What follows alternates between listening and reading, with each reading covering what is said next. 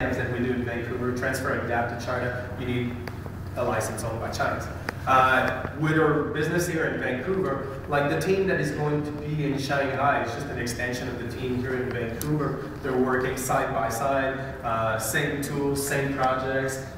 Projects are international projects that are sold from our Vancouver office and administered from our Vancouver office and hosted in our hosted services like in the different places that we host in North America. So we don't actually do hosting in China. We don't actually do any client management in China. Like client management is done from North America. So I guess from that point of view, our Chinese operation is outsourcing, but that's not how we're seeing it. Since we're working both with the community under two different entities. But you're also talking about a company the size of Shanghai and the one you've got here in Vancouver. Yeah, so like here in Vancouver right now, if we consider like our assets between Bright, Raincity, the way we're working together, like our future growth, that sort of things, we're 22 to 25 people by the end of Christmas. In China, we have 3 people growing to 5 people by the first week of January, growing to 9 people by the first week of February. It's an aggressive plan of attack, but at the same time, we have a goal to have 20 people by like May. So we're doing training and we're pushing with the team. But see, that's one of my reasons is like in Vancouver, if I'm trying to find a Drupal developer or somebody to work in my team, I have to somewhat compete with my friends and people that I really like, that have really awesome projects that I want them to see grow. And if I don't have the resources and I have to compete with them for the same resources, they can't grow it. I have the amazing opportunity to be able to go to China and work with people that are located there, transfer knowledge, and increase my team without competing against my own market, which I don't want to compete. I want to cooperate and like help develop like and foster a relationship with all those community-based projects that are built here in Vancouver. So it gives us access to resources that we can use and work within our team.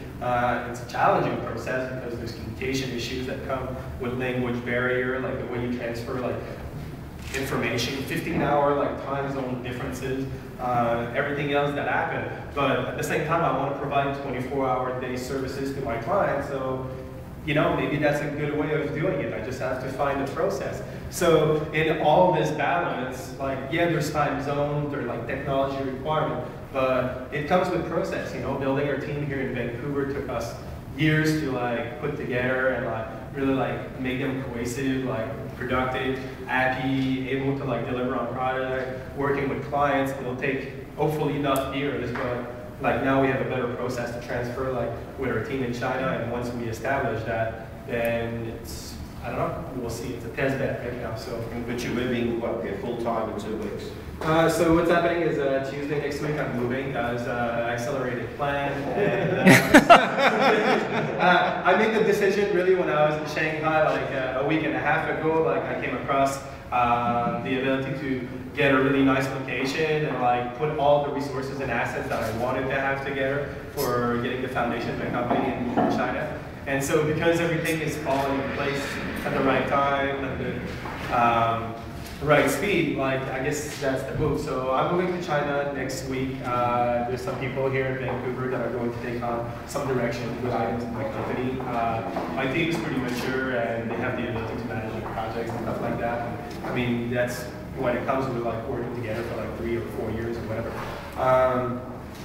Some of my team members are going to fly and turn to China. We're going to be doing training with the community under like the entity like that is partnering with Chinese university, whoever it is that our Chinese partner is. I cannot reveal at the time. And then we're going to hire new staff and build our team there. So for me, like it's a 6 months case study with a 24-month or 36-month plan of action because I want to be active for the 2008 Olympic in Beijing. I want to test the product that my team is working on and that we want to pitch for the 2010 Olympics. I want to be testing the same platform so I can like move forward towards like the 2010 World Expo. I need to be on the ground. So it's the same thing with like all the members of my team. I think we have that direction and we're curious to see how we can bridge it. And if we can bridge this communication and conversation over time and space with the team there in China, then maybe we can duplicate the model and who knows what it becomes, but it'll be a fun project. When did you start having Mandarin lessons for your staff? I don't know, when did you guys start it? Like 3 weeks ago? Like, About 3 weeks ago. yeah. We decided at the same time that we were moving and everybody was coming to China that it was like part of like our action plan. So we implemented like Mandarin lessons for some of the staff that are going to be rotating in China. And everybody on the team has an ability to take like classes. You guys are doing it twice a week, 1 hour. Is that what it is? Yeah, twice a week, 1 hour. Unfortunately, I'm never there. Or when I'm there, I'm looking to the class. But I'll probably be sitting in there. But I mean, through integration of like being in China and like taking taxis and talking to people and everything else that goes with it, I'm starting to learn my formalities. Yes, no, right. Go slow. Neil, can you say something too? So we first met. Sorry, there was a question over there. I just wanted to say, a lot of people have asked about, I mean, I'm one of Robert's recruits from the States. I just moved here about a month ago. And what he was saying about recruiting people from North America to do work on the projects, I mean, people who do the work that we do at the level of the management and integration team inside Raincity Studios, we bill $300 an hour. And there are not that many people around North America who are qualified to do what we do. And it's very difficult to train them. And not everybody is actually capable of doing it. That's not meant to be any sort of denigration. It's just, it's not what they're meant to do. And some of what we need to do is hire people who are sort of mid-range people who are below, like just below that level, to do production work. And they still bill at $150 an hour. And it's really hard to recruit in North America because we're understaffed. There is a total dearth of talented people in that area.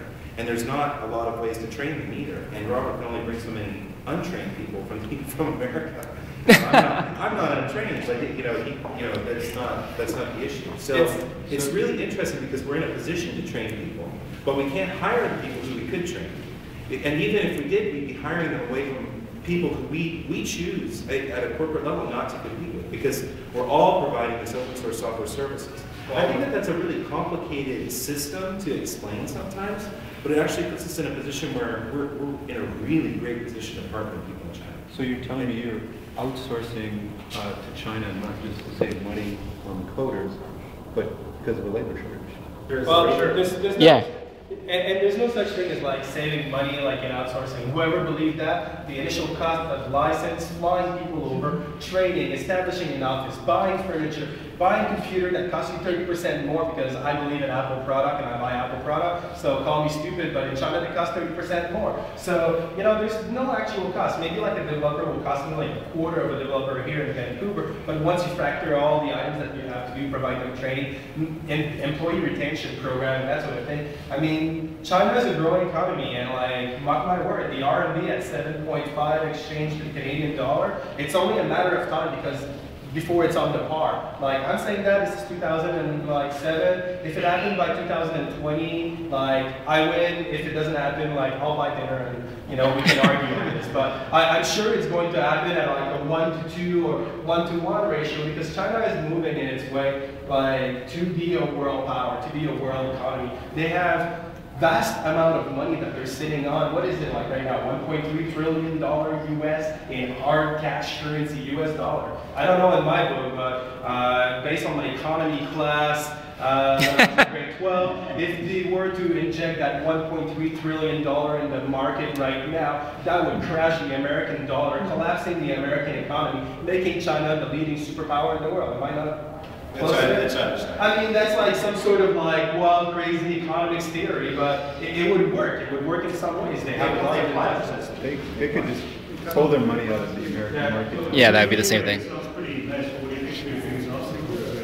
I think like regarding like human rights, like employee relation rights, we're doing a lot of work towards that. I mean, we're still talking a country where like urbanization is the process, and the people that we see in the urban area are like making like 10, 100 times more than the people that are living like in the province and the rural areas. Like, when you hire low non-technical staff for $120 a month to clean your house. So if you look at the difference in salaries between the working class non-technical people versus like the ITC industry, there's a big difference, and I think like Chinese new money or like people that are slowly like taking over, like making like business plan, like moving into the economy. There's a big change in class, so there'll need to be some balance in the ability to do that. Also, like, I think access of information. I mean, we take our access of information granted here in North America, and I'm pretty sure right around the world. It's not happening that way in China, and I don't know if I'm shooting myself in the foot by saying that too often, and if I'm going to say that too often in China, is that going to become a problem? Maybe not. Like, I'm setting up a Save Rob blogger program, so like on the day that I get arrested, if I don't pay my message, my blogger is online and like talking like Save Rob, you got arrested, and hopefully I don't get into too much trouble. But I think everybody needs to start thinking about that sort of thing, and as a foreigner, it's something that is on my mind. So those are some of the items that I'm seeing, and I think like the market is very bare, not bare. When it's like everything is good, China, like let's go to China, let's all have strategy. There are always some downfalls. Like I'm going to set up a whole training program that I'm going to give to a university in China and collect maybe like 25% of the revenue. Like, I don't want the revenue, it's not my goal for doing it, but I'm never going to own this entity. I'm going to set it up, giving it to them and allowing them to take it over. It's a good thing that I chose my business plan to be like open source. If I was proprietary, I would be screwed. I would have never been able to do training in China to train on my proprietary-based application. So that could be a problem for, let's say, Microsoft or like another large entity. But it's not a problem for Raincity. We work with open source. Like, it's all for free. Here, have it. You know, you want my knowledge? Read the blog that is so well published by Dave Olson and other people that write on my team, that sort of thing. So those are my point of view, and I mean, I'm sure there's a million other point of view that are like coming out. Like, I mean, we work in completely different industry. You're still in rebar business, so engineering. So see, like completely different. Like he's working with engineers, I'm working with software engineers. And the other thing too is, as of 1st of January 2008, owning a software engineering firm is not allowed to be more than like 25% outside of China. So the way you have to go about this is you have to get your licenses as a consultant in IT consulting. You're not a software developer. So my team is actually a consultant to my team here in Vancouver. They're not actual real developers. The softwares are being created here in Vancouver. These guys are just implementing some of the production. So it kind of sucks that you have to like kind of flip it and go around. Everything is negotiable. Yeah, everything is negotiable. You have to work with like the government. You have to be ready to know that the local government might change at the flip of a drop because the guy was doing crooked action. I mean, how many partnerships have we built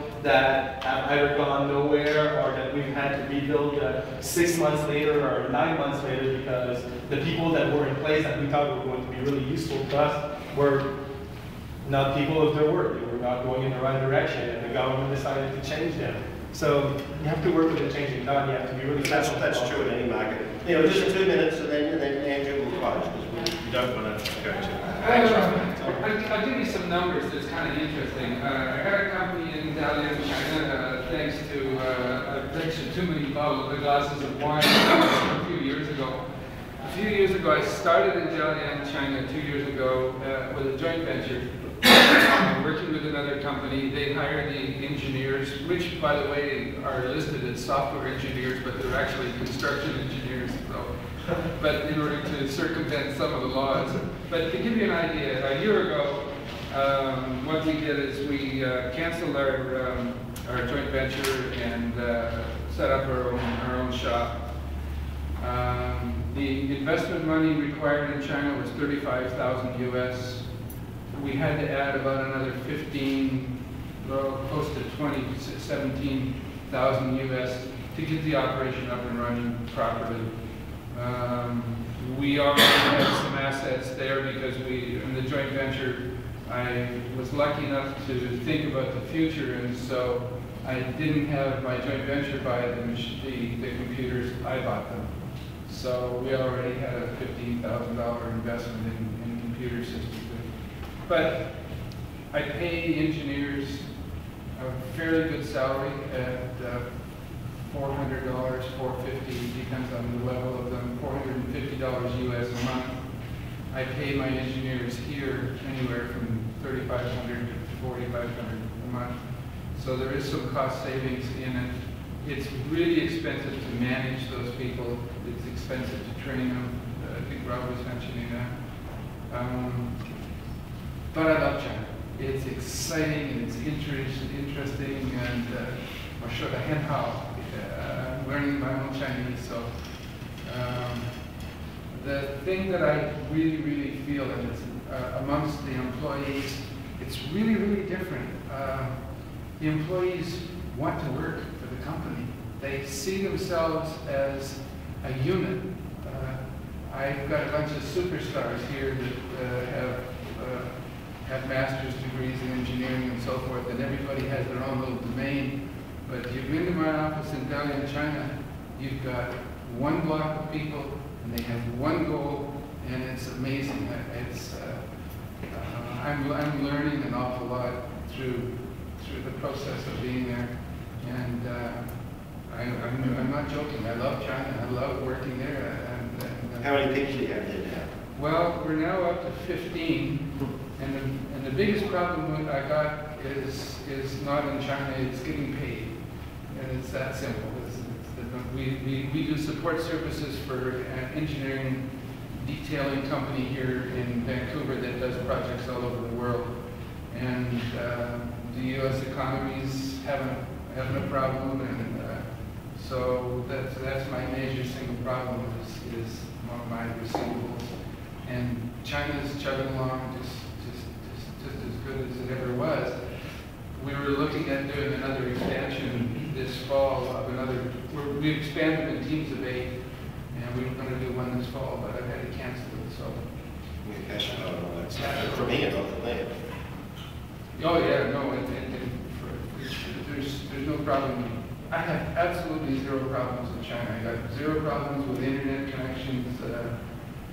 We can go into our server in China from here, look at the hard drive and say, okay, the hard drive is going to give us problems in a week or a month or whatever, or the battery backup systems are beginning to fail. We can see that from here with no problem whatsoever. So,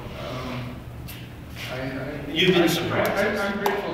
I'm grateful to these guys because we started, when did 3 years ago. 3 years ago. Yeah, that's right. Yeah. Yeah. So, Well, thanks, Yeah, Look, sorry. I don't want to sort of cut the discussion off and all, but it's starting to get a bit dry, and there's some wine out the front there, so we can certainly continue the discussion, and please do stay around for a drink and that talk afterwards.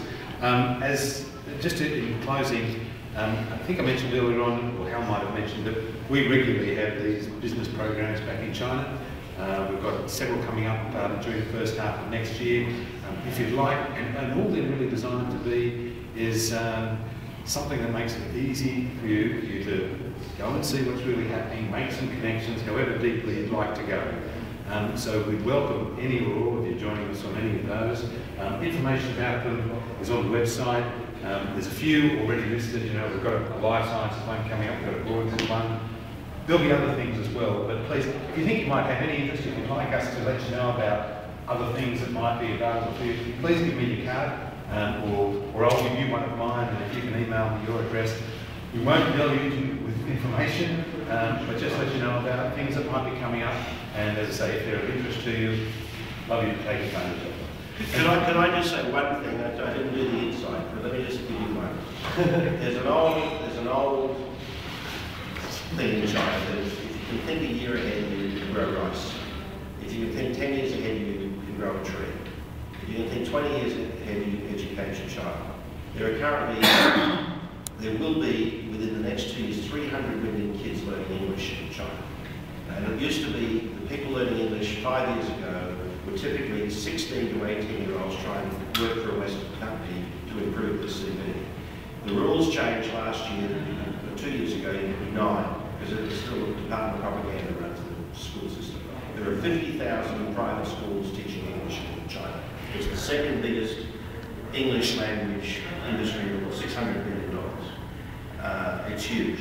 The main thing is the educate your child thing. The thing that's different is now kids are learning English. 3/4 of the people learning English in China are under 9, not 17 looking for a job. There's 6 and 9. All the ones on the coast are 6. There are more people learning English in China at the moment than live in North America. All my engineers are willing to get a degree, and some of us as many as 3 to 4 years experience. All of them have to pass a level 3 English written test. I hire a teacher for them so that they can speak the words that they can write. And English is the business language, it's the science language. But just another thing, Sean, I mean, just illustrative of the process. There are 20 million kids learning Chopin full-time in China right now. 100 million learning classical music. For the first time in 2 generations, they can think 10, 20 years ahead. That's the difference. And again, I make the point, this is the next 50 years, the rise of UK, first 50 years, the 19th century, rise of Germany, second half, rise of the West, first half, Japan, not the same degree. Rise of China, it's not India, it's not Brazil, it's their brims. The real issue is China's the game, and they understand the global game. They're going to play in the global game, and English and Mandarin are the only 2 languages you need to be able to understand. And that's what's changing. I can bore you, but those are the sorts of things. But you just know the change, the speed, the scale, and the speed. Thank you.